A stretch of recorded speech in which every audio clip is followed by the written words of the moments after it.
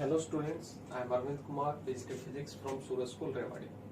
Today we will discuss the topic capacitance of parallel plate capacitor. In last video we discussed the capacitance of parallel plate capacitor, but that was air filled. That means दोनों plates के बीच में कोई भी वहां पे medium present नहीं था, air consider किया था, वो कंसिडर किया था, उसका कैपेसिटेंस कैलकुलेट किया था। आज हम इंसर्टिंग ए कंडक्टिंग स्लैब, एक कंडक्टर है, कंडक्टर कोई भी मेटल हो सकती है, कोई मेटल का पीस लिया और उन दोनों प्लेट्स के बीच में इंसर्ट किया, तो अब कैपेसिटेंस पे क्या इफेक्ट होगा वो कैलकुलेट करेंगे और कितना मेजरमेंट होगा।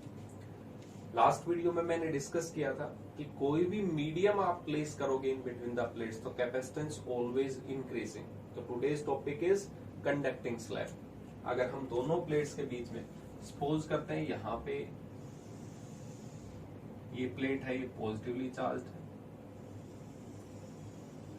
ये प्लेट है नेगेटिवली चार्ज्ड है, दोनों के बीच में इलेक्ट्रिक फील्ड्स होगी और हम अच्छे से जानते हैं इलेक्ट्रिक फील्ड्स किधर होगी, पॉजिटिव टू नेगेटिव। अभी तक कुछ भी फिल नहीं किया मैंने, इलेक्ट्रिक फील्ड किधर होगी, पॉजिटिव से और नेगेटिव, ये हमने डिस्कस किया। अगर ये एयर फील्ड है तो यहाँ पे जो इलेक्ट्रिक फील्ड थी ई नोट, वो हमने एप्लीकेशन ऑफ गॉस थ्योरम, ये प्लेट थी, दोनों के बीच में जो सेपरेशन है प्लेट्स के बीच में वो भी हमने कंसिडर किया था D. Area of the plates A है, यहाँ पे प्लेट्स को अगर देखेंगे इस डायरेक्शन में तो एरिया ए कंसिडर किया। इलेक्ट्रिक फील्ड एयर में है, अभी हमने कोई भी मीडियम प्लेस नहीं किया तो वहां पे फॉर्मूला कितना आया था, सिग्मा अपॉन में एप्सिलॉन नॉट। सिग्मा क्या था, surface charge density at the plate, यहाँ पे चार्ज कितना था अपॉन में area, that is called surface charge density. और इसको हम कैलकुलेट करते हैं तो total charge on the plate upon में एरिया ऑफ द प्लेट, ये हम लिख सकते हैं एयर के अंदर। हमें ये भी पता था कैपेसिटेंस इन एयर कैलकुलेट कर चुके हैं, डेरिवेशन परफॉर्म कर चुके हैं। कैपेसिटेंस इन एयर, इस पैरेलल प्लेट कैपेसिटर का जो कैपेसिटेंस होगा एयर में, उसकी वैल्यू थी एप्सिलॉन नॉट ए अपॉन में डी। ऑलरेडी हम डिस्कस कर चुके हैं, एप्सिलॉन नॉट एयर के लिए था permittivity of electric, A area and D the separation between the plates. Now I will introduce a terms conducting slab. इन दोनों प्लेट्स के बीच में डिस्टेंस जो है वो डी है। मैंने एक स्लैब ली और ये स्लैब यहाँ पे देखते हैं कंडक्टर की, जिसकी thickness less than separation between the plates हो। यहाँ पे एक प्लेट ली जिसका एरिया सेम है,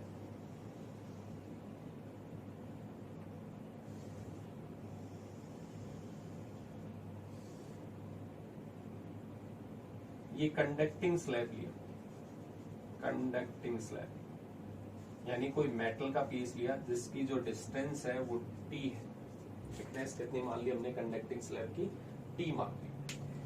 अब कोई भी कंडक्टर होता है तो उसके इनसाइड में इलेक्ट्रिक फील्ड की वैल्यू कितनी आती है, जीरो, क्योंकि कंडक्टर है तो कंडक्टर के इनसाइड में इलेक्ट्रिक फील्ड की वैल्यू होगी जीरो। अब यहाँ पे अगर देखा जाए तो इलेक्ट्रिक फील्ड सिर्फ इस प्लेट और इस प्लेट और ये जो पोर्शन है कंडक्टिंग स्लैब का, इसमें जीरो है, तो बाकी जो स्पेस बचा हुआ है इस प्लेट और कंडक्टर, पॉजिटिव प्लेट और कंडक्टर सरफेस के बीच में इलेक्ट्रिक फील्ड होगी, और नेगेटिव जो प्लेट होगी इस साइड में और उसके कंडक्टिंग स्लैब के बीच में इलेक्ट्रिक फील्ड रिमेनिंग होगी। बाकी जो पोर्शन था कंडक्टर के इन साइड में जीरो है, वो हमने पहले ही चैप्टर में डिस्कस कर लिया। अब कैलकुलेट करते हैं कैपेसिटेंस।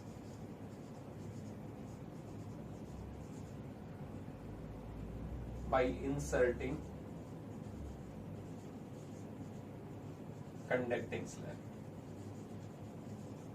कंडक्टिंग स्लैब, ठीक है। यहाँ पे हमारे पास ए की फॉर्मूला कैपेसिटेंस का, चार्ज अपॉन में पोटेंशियल। यहाँ पे चार्ज जो था और अपॉन में पोटेंशियल। चार्ज तो चलो हमने मान लिया कि इस प्लेट के ऊपर कितना है, क्यू है। हमें पोटेंशियल डिफरेंस देखना है। पोटेंशियल डिफरेंस का एक फॉर्मूला था, रिलेशन बिटवीन इलेक्ट्रिक फील्ड आपको पता है, डिस्टेंस भी आपको पता है कहां तक का पोटेंशियल डिफरेंस ये, तो वहां पे इलेक्ट्रिक फील्ड और पोटेंशियल के बीच में हमने एक रिलेशन पढ़ा था, E is equal to minus dV upon में dr। तो वहां पे dV जो हम कैलकुलेट करते थे E इंटू में dr, दैट मीन्स सेपरेशन कहां तक इलेक्ट्रिक फील्ड है उस डिस्टेंस को इलेक्ट्रिक फील्ड से मल्टीप्लाई कर देते हैं, that will provide us the change in potential difference. तो इलेक्ट्रिक फील्ड का हमें फॉर्मूला पता है, बट इलेक्ट्रिक फील्ड है वो पॉजिटिव प्लेट से नेगेटिव तक नहीं है कंप्लीट, ये सिर्फ यहाँ पे पोर्शन में था, इनसाइड में 0 है। तो जितना पोर्शन जैसे इलेक्ट्रिक फील्ड होगी उतनी ही डिस्टेंस से मल्टीप्लाई करेंगे। तो इसमें अगर हमें मीडियम में चाहिए तो चार्ज हमें पता था, सो पोटेंशियल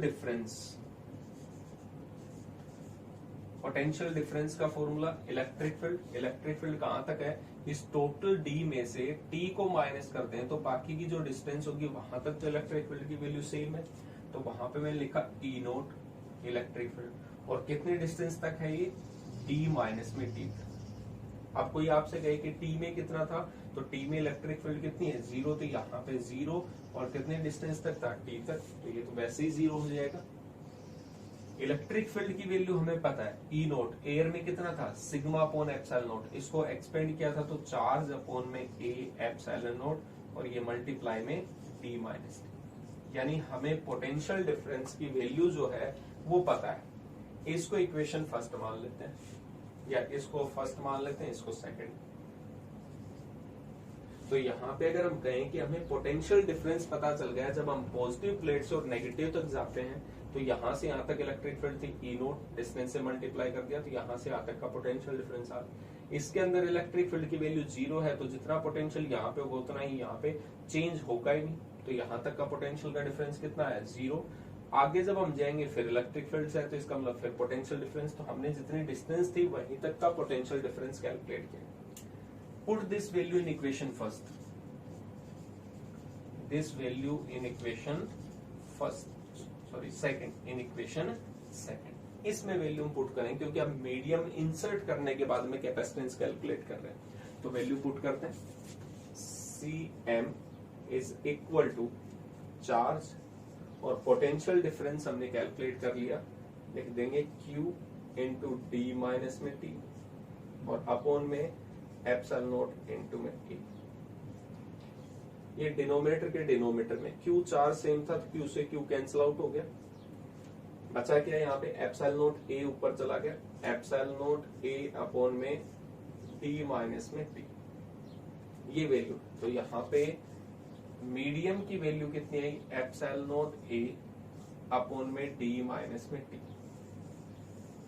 अगर इसको ध्यान से देखें तो एयर में जो था कैपेसिटेंस वो कितना था, एप्सिलॉन नोट A अपॉन में डी, एरिया तो उतना ही था, एप्सिलॉन नोट भी है एरिया भी है, लेकिन वहां पे कंप्लीट डी था, और डी में से कुछ ना कुछ माइनस हुआ है, तो यहाँ पे माइनस होगा तो डिनोमिनेटर कम हुआ है, तो कैपेसिटेंस जो होगा वो क्या हुआ है, इंक्रीज हुआ। तो कंडक्टिंग स्लैब जैसे ही हम इंसर्ट करेंगे तो कैपेसिटेंस एयर के कंपैरिजन में क्या होगा, इंक्रीज होगा। अगर मैं कह दूं स्पेशल केस अगर एक डिस्कस करें, if T is equal to D, इस कंडक्टिंग स्लैब की जो थिकनेस है that will be equal to the distance between the plates. तो या ये कहें कि कंप्लीटली फिल्ड कर दिया, पॉजिटिव प्लेट से नेगेटिव को मेटल सरफेस ले लें तो सारा का सारा इलेक्ट्रिक फील्ड की वैल्यू कितनी हो जाएगी, 0।